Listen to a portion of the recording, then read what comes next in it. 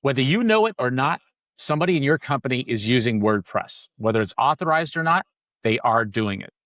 And you need to hear about this new vulnerability and get to helping them patch immediately. In this week's CVE of the Week, we cover this. It's Friday, July 24th, and this is the IT SPARC Cast CVE of the Week, where we pick a common vulnerability and exposure entry that you need to know about and how to mitigate ASAP. And this one is probably more important than you might think, because as I said in the intro, somebody in your organization is using WordPress, whether it's authorized or not, and now there's an exposure that leaves all of you vulnerable. It's even Lou, better. why don't you bring us up to speed? Absolutely. It's even better than that. There's a very good chance that there's somebody in your local, state, or federal government that's also running this, and they have some sort of patch policy that says you have to test for 5 quarters before you can roll anything out. So let me tell you what this is and why you should care. This is a critical vulnerability called WP2 shell. It's a combination of CVE-2026-63030 and CVE-2026-60137 to achieve unauthenticated remote code execution on a default WordPress installation, no login, no plugins, right? You've got WordPress out there, you haven't monkeyed with it, it's owned. Security researchers intentionally withheld technical details at first, but the attackers quickly reversed engineered the patches. Public exploit code is now available. So this is being widespread exploited now. There's some interesting facts in this case, right? So you might ask, why are we bringing this up? This popped up on July 17th. This is a stale bug, right? But the emergency updates came out from WordPress on July 17th. July 18th, public proof of concept exploits were published. The next day it was published. Now, that's just how long it took to publish. The amount of reverse engineering it took to get to this was probably a couple of minutes. July 19th, researchers verified more than 24 unique proof of concepts. 24, each one a little different. July 20th through 21st, multiple security firms, Wiz, Cloudflare, Qualys, Security Week, and others confirmed active internet-wide exploitation and deployment web shells against unpatched sites. So you would think this is a no-brainer, right? Everybody's out there patching. No. Some of the folks that I'm following on X are running scans on the internet and updating it every day. There are still tens of thousands of vulnerable websites out there. And you'd say, well, where is this thing running, right? Who runs WordPress? Whitehouse.gov runs WordPress. Okay. Now that one's been patched. And if you were on Cloudflare, Cloudflare actually put up filters for this attack as soon as they found out about it. So when the emergency patches were released, they mitigated, right? The affected versions of WordPress are 690 through 694, 700 to 701, and the patches have been issued. It's a core vulnerability. It's not a plugin issue. Organizations should verify that automatic updates installed. Now, WordPress went to automatic updates. Once again, people turn this stuff off. How do we know? We are still finding vulnerable systems in the wild through scanning. Yep. And so John, what do you think based on this? I mean, I wasn't originally going to talk about this. I'm shocked that the patching is this slow. So I'm a fan of WordPress in general. Mm-hmm. And we've used it at the last company I was at.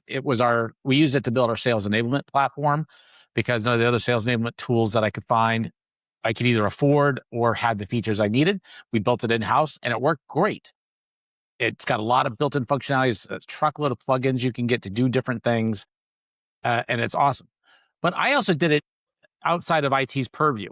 And it wasn't until I started to add a mobile app that I wanted to use corporate authentication on that they started to get involved.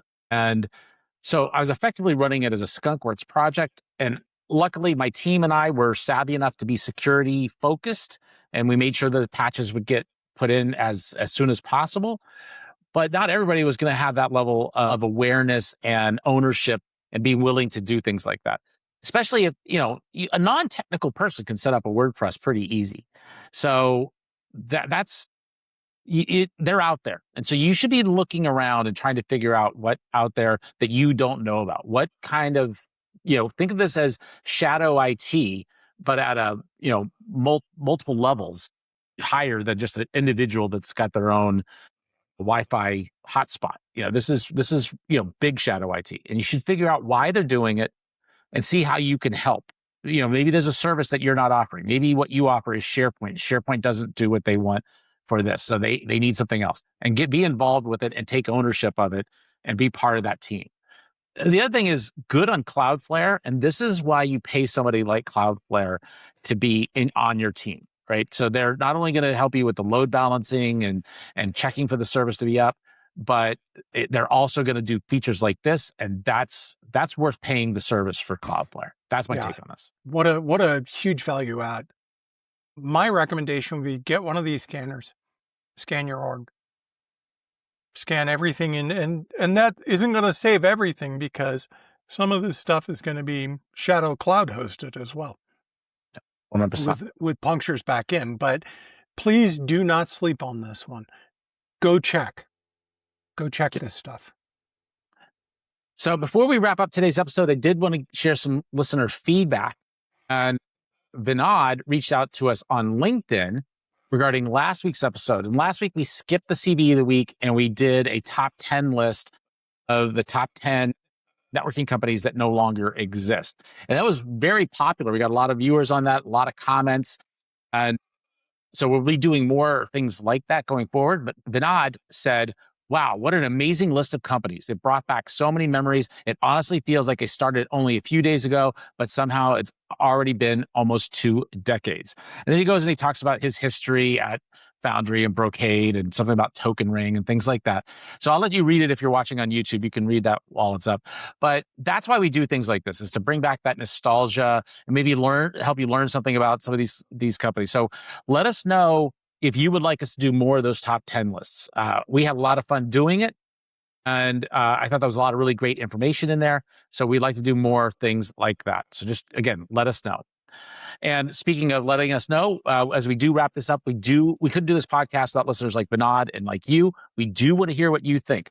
Do you think that maybe we're blowing this WordPress situation out of control? Do you have a policy when it comes to other departments in the company setting up their own servers for things? How do you manage that? Let us know what your policies around that are. Do you have a different topic that you want us to cover? Again, let us know. You can send email to feedback@itsparkcast.com or hit us up on X @ITSparkcast. If you're watching on YouTube, you can leave a comment down below. We read every comment, every bit of feedback. We respond to most. And if it's particularly interesting or insightful, we will read it out on the broadcast. Make sure you hit like, subscribe, and turn on notifications. That way you will never miss a single episode. And we will be back next week with more insights and opinions from the world of enterprise IT and security. Take care. Stay safe out there. And when it comes to patching, trust, but verify.